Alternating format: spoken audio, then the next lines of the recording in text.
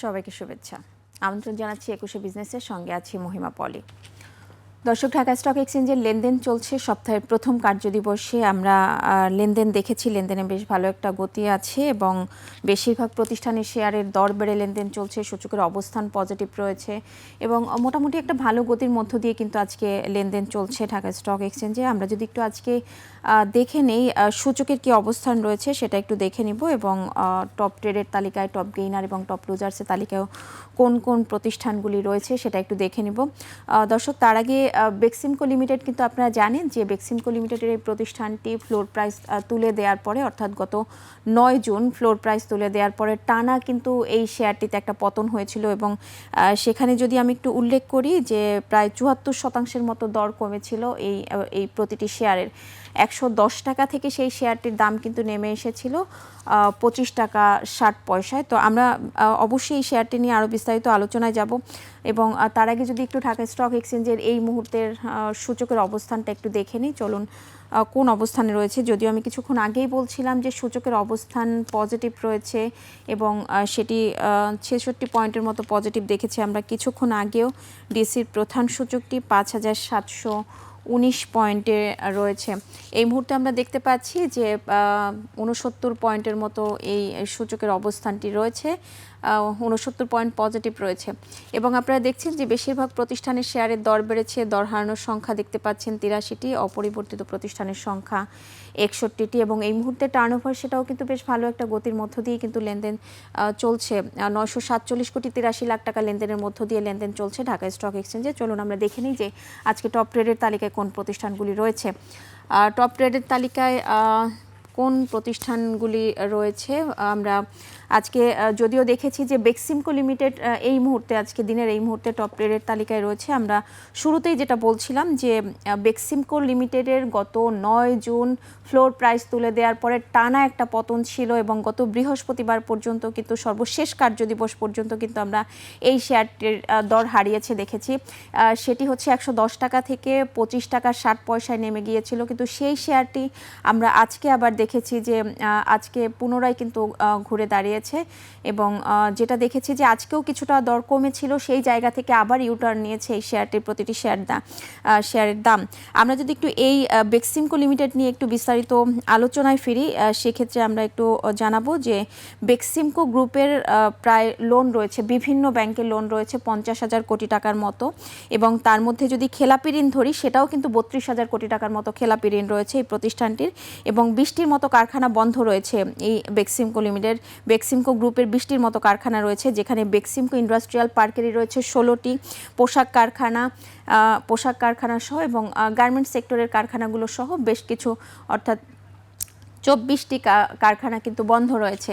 দর্শক, যেটা বলছিলাম কিছুক্ষণ আগে, আজকে টপ ট্রেডের তালিকায় এই প্রতিষ্ঠানটি রয়েছে, অর্থাৎ বেক্সিমকো লিমিটেড সেটি রয়েছে। টানা একটা দরপতনের পরে আজকে আমরা দেখেছি টপ ট্রেডের তালিকায় এই প্রতিষ্ঠানটি এসেছে এবং আমরা যেটা জানি যে এর আগেও যেটা আপনারা দেখছেন যে লেনদেনের পরিমাণটাও কিন্তু দেখছেন যে ১০৩ কোটি ৫৬ লাখ টাকা লেনদেন হয়েছে, যেখানে এনসিসি ব্যাংকের লেনদেন মাত্র ৩৬ কোটি টাকা।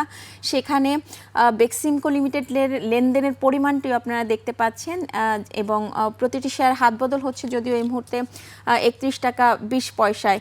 তো যেটা বলছিলাম, যেখানে এই প্রতিষ্ঠানটির আসলে এখনো পর্যন্ত এই বেক্সিমকো গ্রুপের যে মালিক এবং সালমান এফ রহমান, তিনি এখনো পর্যন্ত জেলে আছেন এবং বিভিন্ন মামলায়, দেশের অর্থ পাচার সহ বিভিন্ন মামলায় কিন্তু তার তদন্ত চলছে, তদন্তাধীন রয়েছে এবং প্রতিটি মামলার তদন্তাধীন রয়েছে।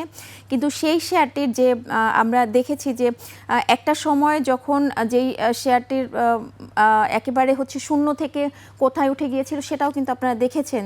সেই জায়গা থেকে আবার যখন এই শেয়ারটি হচ্ছে এখন আমরা দেখেছি যে 25 টাকায় নেমে এসেছে এবং সেখান থেকে আবার টার্নিং পয়েন্ট শুরু হয়েছে এই শেয়ারটির এবং এবং সেই জায়গা থেকে যদি আমরা বলি যে এই শেয়ারটি আসলে এই মুহূর্তে মানে এই যে দাম বাড়ছে এবং 103 কোটি টাকার লেনদেন হয়েছে এবং তাহলে সেটার পেছনে আসলে কারণ কি সেটা একটা বিষয়। আরেকটা বিষয় যদি এখানে বলি যে এই বেক্সিমকো লিমিটেডের কিন্তু অর্ধবার্ষিকে লোকসান রয়েছে 3 টাকা 78 পয়সার মতো লোকসান রয়েছে এবং পেইড আপ ক্যাপিটাল যার প্রায় 950 কোটি টাকার মতো পেইড আপ ক্যাপিটাল রয়েছে।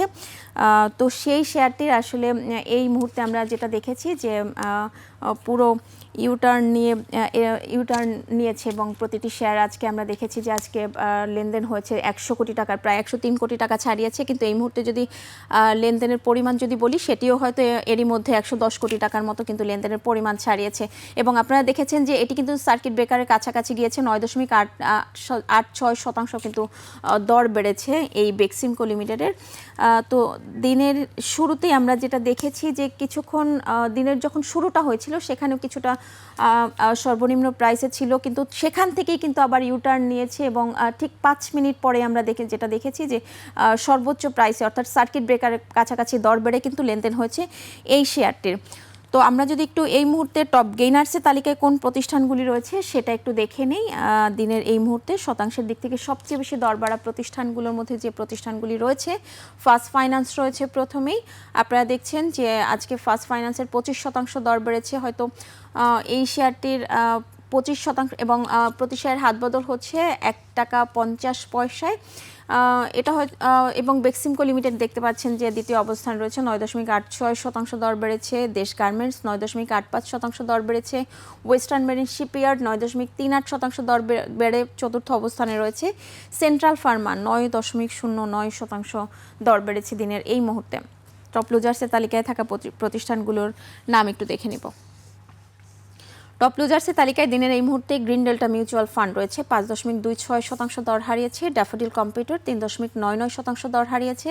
সিএপিএম মিউচুয়াল ফান্ড 3.96% দর হারিয়েছে। রিলায়েন্স ইন্স্যুরেন্স 3.83% দর হারিয়ে চতুর্থ অবস্থানে রয়েছে এবং জেনারেশন নেক্সট ফ্যাশন 3.23% দর হারিয়ে এই মুহূর্তে পঞ্চম অবস্থানে রয়েছে দিনের এই মুহূর্তে। তো দর্শক, আপনারা দেখছিলেন যে ঢাকা স্টক এক্সচেঞ্জে আজকে টপ ট্রেডের তালিকায় টপ গেইনার এবং টপ লুজার্সের তালিকায় কোন প্রতিষ্ঠানগুলি রয়েছে সেটা আপনারা দেখছিলেন। আমরা যদি দিনের এই মুহূর্তে আজকে একটু ব্যাংকিং সেক্টরের আদ্যপান্ত দেখে আসি, ব্যাংকিং সেক্টরের কোন প্রতিষ্ঠানগুলি টপ ট্রেডে এবং টপ গেইনার টপ লুজার্সে রয়েছে দেখে নিব।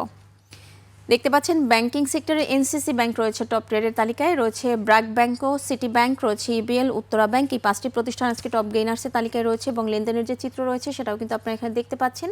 এনসিসি ব্যাংক 36 কোটি 20 লাখ টাকা লেনদেন করেছে, ব্র্যাক ব্যাংক 21 কোটি 4 লাখ টাকার মতো লেনদেন করেছে, সিটি ব্যাংক 21 কোটি টাকার মতো লেনদেন করেছে এবং ইবিএল দেখতে পাচ্ছি যে 6 কোটি 46 লাখ টাকা লেনদেন করেছে, যেখানে উত্তরা ব্যাংকের লেনদেন হয়েছে 5 কোটি 78 লাখ টাকা, এটিও প্রায় 6 কোটি টাকার মতো লেনদেন হয়েছে এরই মধ্যে। এবং ব্যাংকিং সেক্টরের যে প্রতিষ্ঠানগুলি টপ গেইনার্সের তালিকায় রয়েছে সেই প্রতিষ্ঠানগুলির নাম দেখে নিব।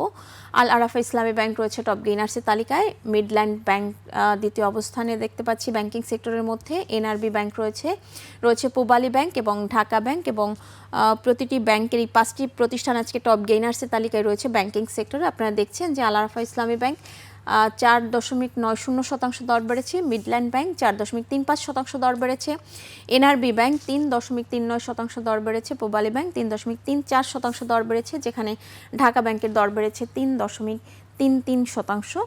এবং ব্যাংকিং সেক্টরের যে প্রতিষ্ঠানগুলি দিনের এই মুহূর্তে টপ লুজার্সের তালিকায় রয়েছে সেই প্রতিষ্ঠানগুলির নাম দেখে নিব। 3টি প্রতিষ্ঠান আজকে দেখতে পাচ্ছি টপ লুজার্সের তালিকায় রয়েছে, যাদের মধ্যে ইসলামী ব্যাংক রয়েছে 2.13% দর হারিয়েছে, ওয়ান ব্যাংক রয়েছে দ্বিতীয় অবস্থানে 2.25% দর হারিয়েছে এবং পূবালী ব্যাংক 0.59% দর হারিয়ে এই 3টি প্রতিষ্ঠান আজকে টপ লুজার্সের তালিকায় রয়েছে ব্যাংকিং সেক্টরে।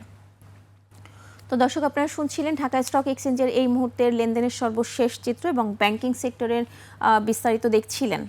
নিচ্ছে একটা বিরতি, ফিরছি একটু পরে, সঙ্গেই থাকুন।